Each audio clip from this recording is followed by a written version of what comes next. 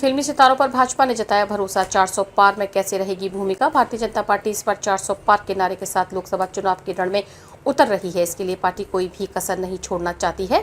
यही वजह है कि भाजपा ने कई फिल्मी सितारों को भी चुनावी मैदान में उतारा है, जो लोगों के बीच काफी लोकप्रिय है। लोकसभा चुनाव का बिगुल बज चुका है। ऐसे में भारतीय जनता पार्टी ने कई फिल्मों सितारों पर भी भरोसा जताया है। बॉलीवुड से लेकर भोजपुरी और साउथ के भी कई अभिनेताओं और अभिनेत्रियों को भाजपा ने टिकट दिया है। ऐसे में ये फिल्मी सितारे भारतीय जनता पार्टी के 400 पार के नारे पर कितना खरा उतर पाएंगे, ये तो चुनाव का परिणाम आने पर ही पता चल पाएगा।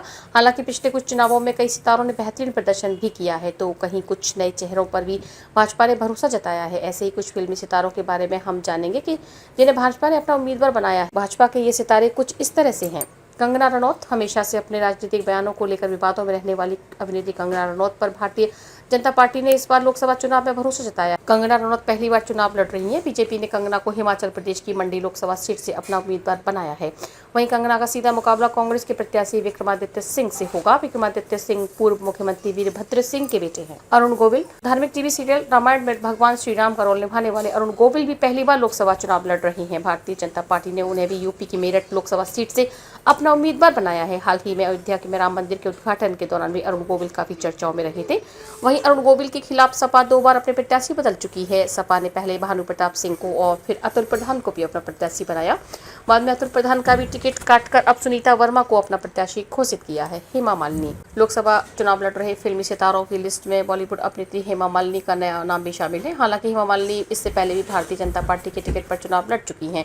पहले के चुनावों में जहां हेमा मालिनी ने जीत हासिल की थी, ऐसे में भाजपा ने एक बार फिर इन पर जीत हासिल की है। ऐसे में भाजपा ने एक बार फिर इन पर भरोसा जताते हुए यूपी की मथुरा लोकसभा सीट से अपना प्रत्याशी बनाया है। साल 2014 और फिर साल 2019 में हुए लोकसभा चुनावों में जिस तरह से हेमा मालिनी की जीत हुई, ऐसे में इस बार भी उनके लिए जीत की राह मुश्किल नहीं दिख रही है। मनोज तिवारी। भोजपुरी फिल्मों से लेकर राजनीतिक तक का सफर करने वाले मनोज तिवारी ने दिल्ली के लोगों के दिलों में भी अपनी जगह बना ली है।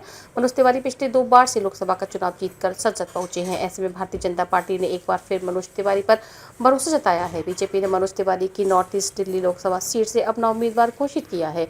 बता दें कि भाजपा ने दिल्ली की 7 सीटों में से 6 सीटों पर अपने प्रत्याशियों को बदल दिया है। सिर्फ मनोज तिवारी ही ऐसे नेता हैं जिन्हें बीजेपी ने एक बार फिर से अपना प्रत्याशी बनाया है। दिनेश लाल यादव।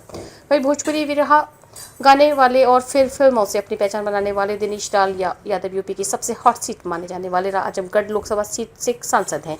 समाजवादी पार्टी के लिए सेफ जोन मानी जाने वाली आजमगढ़ सीट से दिनेश लाल यादव ने बीजेपी के टिकट पर चुनाव लड़ा है और लोगों ने उन्हें अपना सांसद भी बनाया है। ऐसे में भारतीय जनता पार्टी ने एक बार फिर से दिनेश लाल यादव पर भरोसा जताते हुए उन्हें आजमगढ़ लोकसभा सीट से ही प्रत्याशी बनाया है। हालांकि इस बार भी उनके लिए जीत का सफर आसान नहीं होने वाला है।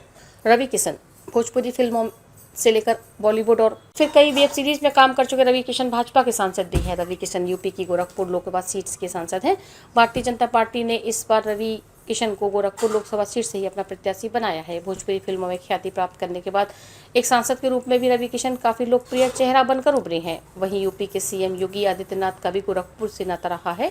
योगी आदित्यनाथ खुद गोरखपुर के सांसद रह चुके हैं। सीएम बनने के बाद उन्होंने गोरखपुर सीट छोड़ी थी।